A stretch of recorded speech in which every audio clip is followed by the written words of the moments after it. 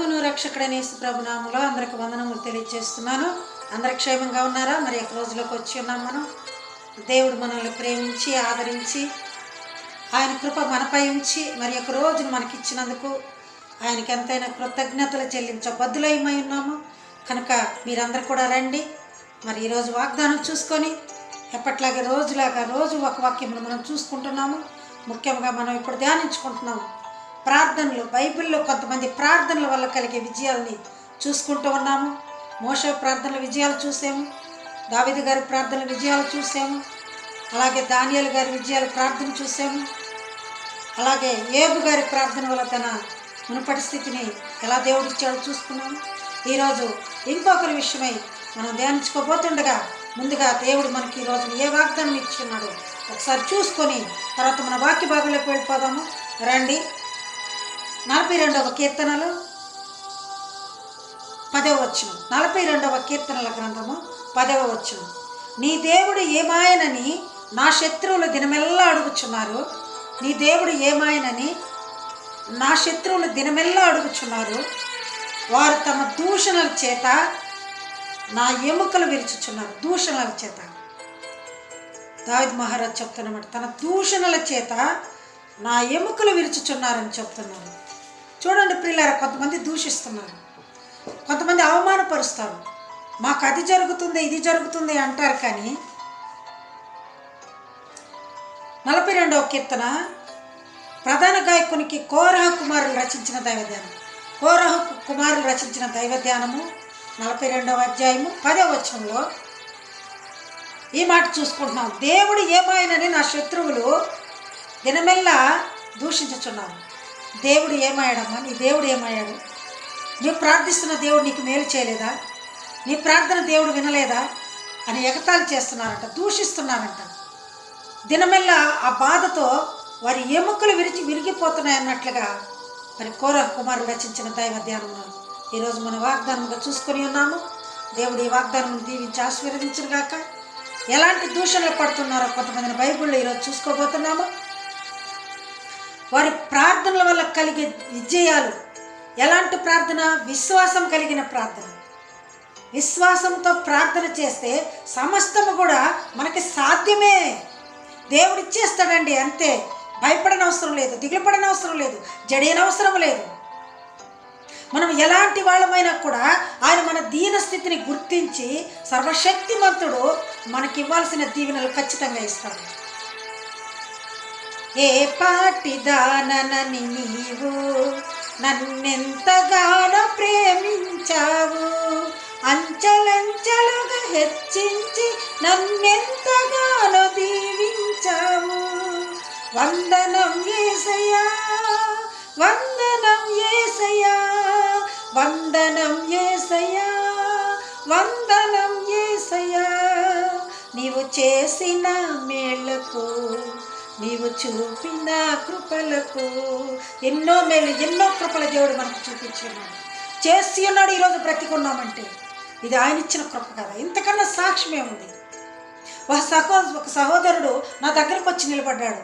సాక్ష్యం చెప్తున్నప్పుడు సాక్షాల సమయంలో ఒక సహోదరుడు వచ్చి నిలబడ్డాడు. సాక్ష్యం ఏం చెప్పలేదు. ఏందయ్యా నీవేం సాక్ష్యం చెప్పలేదు అన్నప్పుడు, పాస్టమ్మ గారు నా దగ్గర సాక్ష్యం ఏం లేదు అన్నాడు. మరి సాక్ష్యం లేనప్పుడు వచ్చి నిలబడ్డావేందయ్యా? ఏం లేదు పాస్టమ్మ గారు, పోయిన వారములో ఉన్న నాతో వచ్చిన నా స్నేహితులు ఈరోజు నాతో లేరు, వారు మరణించి ఉన్నారు, నేనైతే బ్రతికి ఉన్నాను. ఇదే నా సాక్ష్యం. ఇంతకన్నా గొప్ప సాక్ష్యం ఏం కావాలండి మనకి? బ్రతికిండి కూడా ఆయన ధ్యానించుకోకపోయిన జీవితం వ్యర్థమే కదా. అందుకని దినమెల్ల శత్రువులు దూషిస్తున్నా కానీ ప్రభుని ప్రార్థనలు విడవకుండా, పట్టు విడవకుండా ప్రార్థిస్తే, విశ్వాసం కలిగిన ప్రార్థన ఎలాంటి అసాధ్యమైనవి కూడా సుసాధ్యం చేయగల దేవుడు ఉన్నాడు. కనుక ఈరోజు వాక్య భాగంలోకి వెళ్ళిపోదాం. మనం మొదటి సమూయేలు గ్రంథము హన్నా ప్రార్థన చూస్తున్నాం. హన్నా ప్రార్థన అందరికీ తెలుసు, అయినా కూడా ఒకసారి మరలా ధ్యానించుకున్నాం. ప్రార్థనలు కొన్ని చూసుకుంటున్నాం కనుక ఆ ప్రాసెస్లో హన్నా ప్రార్థన కూడా మనం చెప్పుకోవాలి. ఎంతకంటే ఎంత గొప్ప విశ్వాసం కలిగిన ప్రార్థన అది. ఎల్కానా అనే అతనికి, ఎఫ్రాయిముకు చెందిన అతను ఎల్కానాకి ఇద్దరు భార్యలు ఉన్నారు. హన్నా, పెనిన్నా ఇద్దరు భార్యలు ఉన్నారు ఆయనకి. పెనిన్నా పెద్ద భార్యగా బైబిల్లో చూస్తున్నాం మనం. హన్నాకే ముందు పేరు ఉన్నది, తర్వాత పెనిన్నాకు ఉన్నది. కానీ ఆయన చాలా దైవభక్తుడు. ఏటేటా షిలోహు ఆలయంలోకి వెళ్ళి వాళ్ళ గురించి వాళ్ళు ఇచ్చి వస్తుండేవాడు, మొక్కుబడులు చెల్లిస్తూ వస్తుండేవాడు. అలాంటప్పుడు మరి పెనిన్నాకి పిల్లలు కలిగారు, కానీ హన్నాకి పిల్లలు లేదు. చూడండి పిల్ల, హన్నా అంటే చాలా ఇష్టం ఆయనకి. ఆయన కూడా హన్నాకి పిల్లలు లేరు, పెనిన్నాకి పిల్లల్ని ఇచ్చున్నాడు. యెహోవా హన్నాకు సంతు లేకుండా చేసెను అని ఉంది బైబిల్లో. యెహోవానే చేశాడంట బిడ్డలు లేకుండా. ఇప్పుడు యెహోవా ఎందుకు చేశాడండి బిడ్డలు లేకుండా? ఎందుకంటే ఆమె ద్వారా ఒక కార్యం జరగాలి. అక్కడ ఆమెకు పుట్టబోయే బిడ్డ తన ప్రాప్త కావాలి, తన దగ్గర ప్రతిష్ఠించాలి, ఆ బిడ్డను తను సేకరించుకోవాలి, ఆయన న్యాయాధిపతిగా ఉండాలి. దావీదు మహారాజుకి అభిషేకం చేయవలసిన వాడు సమూయేలంటే ఇదంతా ముందుగానే ఏర్పరచుకున్నాడు దేవుడు. అందుకని ఆమెకి సంతు లేకుండా చేశాడంట. ఇక రోజు ఏడుస్తుంది ఆమె పిల్లలు లేరని. తన పెనిన్నాతో అవమాన మాటలు పడుతుంది, గొడ్రాలు కనిపించుకుంది. ఆలయంలోకి వెళ్ళి, షిలోహు ఆలయంలోకి వెళ్ళి మరి మొక్కుబడులు చెల్లిస్తున్నప్పుడు నీకు పిల్లలు లేరు కదా, నీకు మొక్కుబడులు ఎందుకు, నీకు ఏం అవసరం, ఏమి మాట్లాడదో ప్రియులారా, ఇక మనకు తెలిసిన విషయం ఈ లోకంలో. ఆమె చాలా బాధపడిపోతూ భోజనం కూడా తినకుండా ఏడ్చుచూ ఉన్నప్పుడు తన భర్త అడిగాడు, ఎల్కానా, ఎందుకమ్మా నువ్వు బహుగా దుఃఖిస్తున్నావు? నీకు 10 మంది కుమారుల కంటే నేను శ్రేష్టమైన వాడిని కానా, విశేషమైన వాడిని కానా అంటున్నాడు. నేనున్నాను సరిపోదా? చూడండి ఎంత ప్రేమ అంటే ఆయనకి. ఎల్కానాకి పెనిన్నా మీద కన్నా కూడా మరి హన్నా అంటే చాలా ప్రేమ ఆయనకి, అధికమైన ప్రేమతో అంటున్నాడు, ఎందుకమ్మా దుఃఖిస్తున్నావు? నేను నీకు శ్రేష్టమైన వాడిని కాదా, విశేషమైన వాడిని కాదా? నన్ను చూసి నువ్వు సంతోషపడలేవా అంటే నన్ను బిడ్డగా చూసుకోరాదా? చూడండి ఆ మాటలు ఎంత అర్థం ఉందో ప్రియులారా. అన్నప్పుడు ఆయన కూడా ఆమె దుఃఖిస్తూ మరి పెనిన్నా మాటలతో బాధపడిపోయింది, అవమానపడ్డది, ఉపవాసం ఉంటుంది. ఒక రోజున ఆలయంలోకి వెళ్ళినది. ఆలయంలోకి వెళ్ళి షిలోహు ఆలయంలో కూర్చొని ప్రార్థిస్తూ మనోదుఖము, ఎంతో దుఃఖం మనసులో మరి భరించలేని దుఃఖంతో ఆ ఊగుతూ గాఢంగా దేవుని ఏడుస్తూ ప్రార్థిస్తుంది. ఏలి గారు ఆ స్తంభం దగ్గర, ఆ గుడి కానుకున్న స్తంభం దగ్గర కూర్చొని ఉన్నారు ఏలి గారు. ఆయన చూస్తూ ఉన్నాడు, ఏంది ఈమె పరిగెత్తుకుంటూ వచ్చింది, ఏడుస్తూ ఉంది, కన్నీరు కారుస్తుంది, పైగా తూగుతుంది. ఏమ్మా నువ్వేమైనా మందు ఏమైనా తాగావా, మత్తు ఏమైనా తీసుకున్నావా, ద్రాక్షారసం ఏమైనా తీసుకున్నావా, మత్తురాలు వలె ఊగుతున్నావని అడిగినప్పుడు ఆమె చెప్తుంది, అయ్యా నీ దాసురాలనైనా నన్ను అంత మాట అనవద్దు. చూడండి మనమైతే అంటామా, ఏందయ్యా నువ్వెందుకు అలా అంటున్నావు, ఎవరి బస్సులో ఎంత ఒకళ్ళు పాస్టర్ అయితే మాత్రం మమ్మల్ని ఎత్తి చూపుతావా, మేము మందు తాగామంటావా, మత్తు పానీయం తీసుకున్నామని అంటారా మీరు అని అంటాం మనమైతే. కానీ హన్నా అలా లేదండి. నీ సేవకురాలనైనా నీ పని మనిషినైనా నన్ను అంత పనికి మాలిన దానికి వెంచవద్దయ్యా. నాకు బిడ్డలు లేరు, నా పెనిన్నాతో నా సవితితో పాటలు పడలేక నేను ఏడుస్తూ దేవునికి మొరపెట్టుకున్నాను, మనోదుఖం ఉందయ్యా నాకు అన్నప్పుడు ఆయన చెప్పాడమ్మా, నీవికి ఏడవద్దు, దిగులు చెందవద్దు, నీ వెళ్ళు, నీ ప్రార్థన దేవుడు వింటాడు, వచ్చే సంవత్సరం నీకు కొడుకుని పుడతాడు, నీకు బిడ్డనిస్తాడు దేవుడు అని చెప్పి ఉన్నాడు. ఆమె వెళ్ళిపోయినది, ఉపవాసం అనుకుంది, విశ్వసించింది, ఆ మాటతో విశ్వసించింది ఆమె. పిల్లల కొంతమంది అయితే చూద్దాంలే, గర్భం వచ్చినప్పుడు చూద్దాంలే అనుకున్నదా, అనుకోలేదు. ఆ గర్భం ఎప్పుడు వచ్చిందో అప్పటి వరకు వేచి ఉంది, ప్రార్థిస్తూనే ఉంది, చక్కగా విశ్వసించింది. ఏలిగారి మాట విశ్వసించింది, వేలి చక్కగా భోంచేసుకొని సంతోషంతో ఉన్నది. ఇక్కడ ఎల్కానా మాట్లాడుతున్నా కూడా డోంట్ కేర్, లెక్క పట్టించుకోవట్లేదు. ఎందుకంటే ఆమె విశ్వాసం పైన ఆమెకి నమ్మకం ఉంది. నా దేవుడు నాకు తప్పక సహాయం చేస్తాడు అనే నమ్మకం ఆమెలో ఉంది. ప్రియులారా, మీలో ఉందా నమ్మకం? నీ ప్రార్థనకు ప్రతిఫలం దేవుడు ఇస్తాడనే నమ్మకం నీకుందా? కొన్ని ముఖ్యంగా ఆమెలో ఉన్న కొన్ని సుగుణాలు మనం చూసుకుంటాం. ఈ రోజున బైబిల్ తీయండి, మొదటి సమూయేలు గ్రంథము 1-2 అధ్యాయాల్లో చూసుకుందాం. మరి ఆమె ముందుగా ఒకటి ఆలోచించింది, నాకు బిడ్డలు లేరు కదా, నేను బాధపడుతున్నాను, నాకు ఎక్కడికి వెళ్తే నా సమస్య తీరుతుందా అని ఒక మంచి డెసిషన్ తీసుకుంది. మరి మందులు ఇచ్చే వాళ్ళ కడకు పోలేదు, లేకపోతే హాస్పిటల్కి వెళ్ళలేదు, లేకపోతే ఇంకా ఏదైనా భర్తను బాధ పెట్టలేదు. ఆమె అయితే వెళ్ళి చక్కగా షిలోహు ఆలయంలో ఎవరికి మొక్కితే నాకు బిడ్డలు పుడతారని ఆలోచించి షిలోహు ఆలయంలోకి వెళ్ళి ప్రార్థించడానికి కూర్చుందంతే. దేవునితో పోరాటానికి వెళ్ళిపోయింది, దేవునితో తగ్గు పెట్టుకోవాలని వెళ్ళిపోయింది, అటు ఇటు తేల్చుకోవాలని వెళ్ళిపోయింది. మోకాళ్ళ ప్రార్థన చేసి ఆ ప్రార్థనతో ప్రతిఫలం తీసుకోవాలని వెళ్ళింది. పెనిన్నాతో పడుతున్న మాటల్ని ఆమెను ఎంతగానో దృఢపరిచాయి. దేవుడే కదా ఆమెకు సంతు లేకుండా చేసింది అని బైబిల్లో ఉంది కదా. యెహోవా హన్నాకి సంతు లేకుండా చేసినని అవన్నీ కూడా ఆమె పట్టించుకోలేదు. వెళ్ళి ఆయన దగ్గరికి వెళ్ళింది. ఎవరైతే సంతు లేకుండా చేశారో ఆయన దగ్గరికే వెళ్ళింది. ఆయన దగ్గరికి వెళ్ళింది ప్రియులారా, ఆయనతో పోరాడుతుంది. మరి తనున్న స్థితిని మార్చగల దేవుడు ఒక్కడే, యెహోవా దేవుడు మాత్రమే. నా స్థితిని బట్టి నన్ను మార్చేవాడు ఒక్క దేవుడు మాత్రమే. ఇక ఈ లోకంలో ఎవరు తీర్చలేరు అనుకుంది, దేవుని సన్నిధిలో పోయి కూర్చొని ప్రార్థిస్తుంది.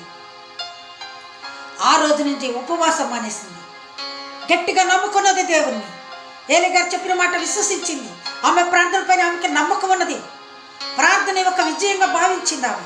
ప్రార్థన ఒక ఖడ్గంగా భావించింది ఆమె. చాలా మంది ప్రియులారా, మాకు పెళ్ళయింది, 2 సంవత్సరాలైంది, మాకు బిడ్డలు పుట్టట్లేదు, ప్రార్థిస్తున్నాం. మా ప్రార్థనకు ప్రతిఫలం. ఎలాంటి ప్రార్థన చేస్తున్నారు? విశ్వాసం కలిగిన ప్రార్థన చేస్తున్నారా? యేసును కూర్చున్న ప్రార్థన చేస్తున్నారా? యేసు నాకు తప్పక సహాయం చేస్తాడు. న్యూ టెస్టమెంట్లో తన ప్రియకుమారుడైన యేసు ద్వారా ఎన్నో అద్భుత కార్యాలు, మహిమా కార్యాలు చూసి ఉన్నాం మనం. ఉపమాన రీతిలుగా ఆయన రక్షణ మార్గంలోకి నడిపించే బాటలు చూసి ఉన్నాం మనం. మీరు రక్షింపబడకుండా, పూర్తి విశ్వాసం లేకుండా, పూర్ణ హృదయంతో ప్రార్థించకుండా మీకు ఎలాగ ఫలితాలు దొరుకుతాయి? ఎలాగ బిడ్డలు పుడతారు మీకు?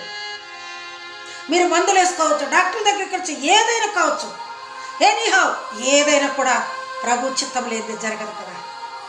అలాగే మృక్కుబడి చెప్తుంది. ఏమని చెప్పింది? ఆలయంలోకి వెళ్ళి, అయ్యా నాకు బిడ్డలు లేరు, బిడ్డలు కావాలని అడగలేదు ఆమె. నాకు ఒక మగ బిడ్డనిస్తే, బాగా వినండి ప్రియులారా, దేవుని బిడ్డలారా, దేవునికి ప్రియమైన బిడ్డలారా, బాగా వినండి. నాకు మగపిల్లవాడిని ఇస్తే. ఎందుకు మగపిల్లవాడు?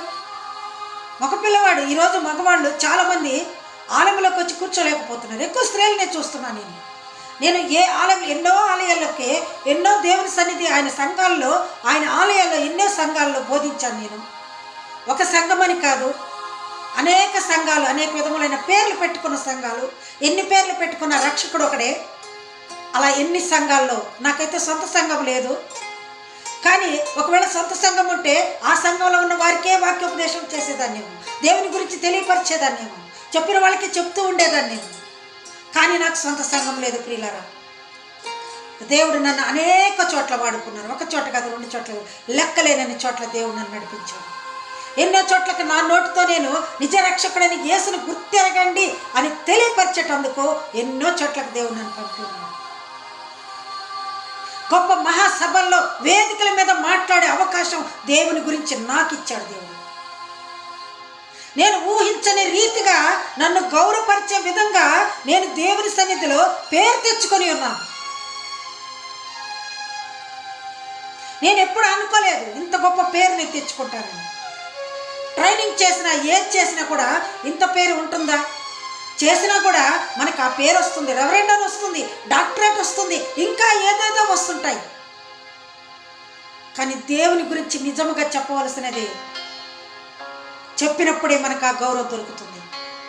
అనుకోని రీతిగా ఎన్నో చోట్ల గౌరవింపబడ్డాను నేను చెప్పలేని పిల్లలు. ఒక సంఘం కాదు, 1, 2, 3 కాదు, ఎన్నెన్నో సంఘాలకు వెళ్ళాను.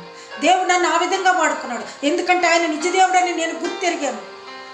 నేను ఎన్నో కష్టాలు పడ్డాను, బాధలు పడ్డాను, సంతోషాలు, అన్నిట్లో దేవుడు నాకు తోడున్నాడు.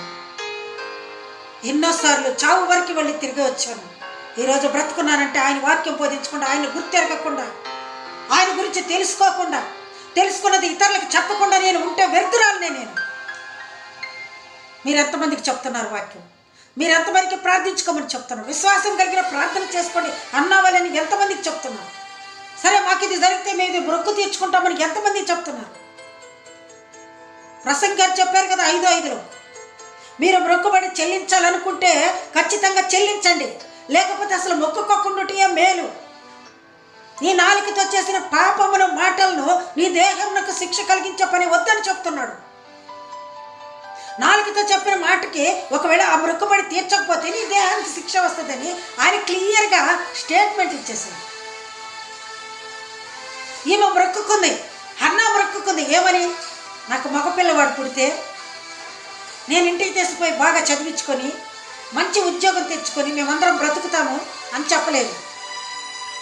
ఏం చెప్పింది ప్రియులారా? మీకు అందరికీ తెలుసు. అయినా నా నోటితో నేను కూడా చెప్తాను. ఎందుకంటే దేవుడు నాకు ఇచ్చిన ఈ స్వరం బట్టి, ఈ మాటలను బట్టి, ఈ సమయం బట్టి, అయ్యా యెహోవా దేవా, సైన్యములకు అధిపతి యెహోవా దేవా, సైన్యములకు అధిపతి ఆయన పేరు. నీకు నా బిడ్డను నీవు నాకిస్తే నీవిచ్చిన బిడ్డని నీకే తిరిగి ఇచ్చేస్తానయ్యా. చప్పట్లు కూడా ఒకసారి. నీవిచ్చిన బిడ్డని నీకే తిరిగి ఇచ్చేస్తానయ్యా. నేను పొందుకుంటాను, మరలా మీకు ప్రతిష్ఠిత చేస్తాను అని మ్రొక్కుకున్నది. మ్రొక్కిన తర్వాత సమూయేలు పుట్టాడు. పుట్టిన తర్వాత 3 సంవత్సరాలు పాలు విడిచే వరకు పాలు తాపింది. తర్వాత తీసుకెళ్ళి ఏలీ ప్రవక్త దగ్గరికి తీసుకెళ్ళి, అయ్యా ఇదిగో మీ దగ్గర ఆ రోజున ఒప్పుకున్నప్పుడు మీరు చెప్పారు కుమారుడు పుడతాడని, పుట్టాడు, పాలు విడిచాడు, ఇక నీ ఇష్టం, నువ్వేమైనా చేసుకో. నీ ఆలయంలో, ఈ షిలోహ ఆలయంలో వదిలేయటానికి నా బిడ్డని నేను తీసుకొని వచ్చాను. యెహోవా దేవుడు నాకిచ్చిన బిడ్డని, సైన్యములకు అధిపతి యెహోవా దేవుడు నాకిచ్చిన బిడ్డని నేను సర్వశక్తుని నీడలో జీవించాలని, సర్వశక్తుని నీడలో ఆ బిడ్డ బ్రతకాలని ఇక్కడ వదిలేస్తున్నాను. ఒకవేళ వదిలేసేటప్పుడు ఆ తల్లి హృదయం బాధపడి ఉండవచ్చు. కానీ దేవునికి ఇచ్చిన మాట కోసం ఆ తల్లి బాధను పక్కన పెట్టేసింది. దేవునికి ఏమైతే మొక్కుబడి చేసుకుంటావో అది ఖచ్చితంగా చేయాలంతే. ఆ బిడ్డను తీసి ప్రతిష్ఠిత చేస్తే ఆ బిడ్డ పెద్ద ప్రవక్త అయిపోయాడు, న్యాయాధిపతి అయిపోయాడు, దావీదు మహారాజుకి అభిషేకం చేసేవాడైపోయాడు. చూడండి, దేవుడు ఇంత ఏర్పాటు సమయాల పట్ల ఆయన ప్రణాళిక ఇంత ఉంటే నీకు ప్రార్థన చేయకుండా, అడగకుండా నీకు ఎందుకు ఇస్తాడు పిల్లల్ని? ప్రార్థనలో కాబట్టే నీకు ప్రవక్త పుట్టాడమ్మా. ప్రార్థనలో కాబట్టి నీకు అభిషేకించబడేవాడు ఒక అధిపతి పుట్టాడమ్మా, ఒక న్యాయాధిపతి పుట్టాడమ్మా. ఇది ప్రార్థనలో ఉన్న గొప్పతనం. చూసారా, అన్న ప్రార్థన ఎంత గొప్పగా విశ్వసించింది. ఎక్కడ కూడా అనుమానపడలేదు. ఎక్కడికి వెళ్తే నా కోరిక తీరుతుందో అనుకుంది, అక్కడికి వెళ్ళి మొక్కల మీద కూర్చుంది. యుద్ధశీరుడైనా ఎలాంటి బిడ్డనైనా నేను కనాలి, అలాంటి బిడ్డను నా దేవునికి నేను సమర్పించాలి. ఎలాంటి వాడైనా కావచ్చు, అందగాడు కావచ్చు, మంచి కండలు కలిగిన వాడు కావచ్చు, అది నేను ఉపయోగించుకోకూడదు. నా సుఖం కోసం నా బిడ్డ నన్ను బ్రతికిస్తాలే అని ఆ బిడ్డని వ్యయం చేయకూడదు. దేవునికే సమర్పిస్తాననుకుంది, ప్రతిష్ఠిత చేస్తానంది. బాధపడుతున్న, ఏడ్చిందో, ఏమైనా చేయని. ఎల్కానా పిల్లల గురించి సమయాలను గుర్తు చేసుకుంటున్నాం మనం.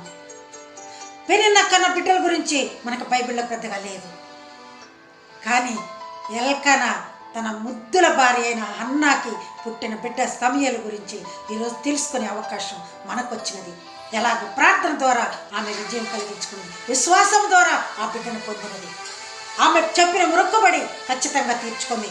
సర్వశక్తి నీడన తన బిడ్డ ఉండాలని ఆశపడ్డది. అదేవిధంగా ఆయనకు అర్పించింది. ప్రియులారా, మీరు కూడా ఏమైనా మొక్కుకున్నారా? ప్రభువా, మాకు బిడ్డలు పుడితే మేము అది చేస్తాం, ఇది చేస్తామని.